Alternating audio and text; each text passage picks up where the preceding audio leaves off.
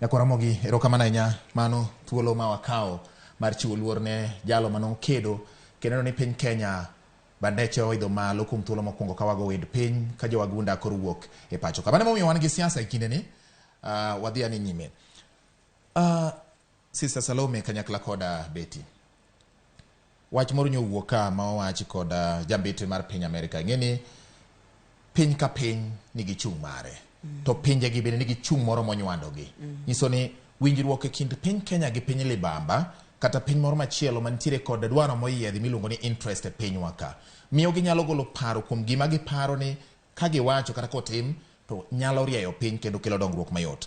Jambete mar piny Amerika Meg Whiteman wacho ni ka ong'iyo to noneno ka yiero manotim e kinde mokalo, yiero motim 2022 dwe mar aboro higa mokalo, notimore yo makare. Kendo ka beto koro nowinjo bed ni weche mag siasa iweyo mondo ket maino e chopo singo kaachiel kod lek mar oganda jo Kenya e weche mag dongruok. Ok ang'eyo ni dipone piny Amerika donjore kod demokrasia mar piny Kenya koso kaka piny mabende neno piny Kenya kaka piny mosego ndamo e kind pinje mag Afrika ma ugwe kod Afrika e weche mag demokrasia. Gin gi ratiro mar nyiso jo Kenya ni ma to koro gima waneno ni weru gi ma watimuru. Piny Amerika donjore gi Kenya koso enena ratiro magi. Yes, Salome. I want to congratulate the ambassador of America, Meg Whiteman. Meg Whiteman is a businesswoman. She's a businesswoman. She's a woman who is well educated. I say bit more history because I deal with international relations. And so I know I know diplomatic issues and how a diplomat should carry himself or herself. As I sit here, I'm the Women for Peace ambassador in the whole of Africa. Koro, gimadwa wachona any ambassador in this country, biro mondo oket policies make pinygi mondo dhi mbele. To obeo dwaro mondo wabed gi mutual relationship, wabed kwa bet maber. Koro, gimanyocha Meg Whiteman no wachono pushed me aside. I was a bit shaken. Nikech na antie bombers. From the beginning to the end of the election. Na antie bombers. More elections will be announced. I was in bombers for 5 days. Checking the whole thing.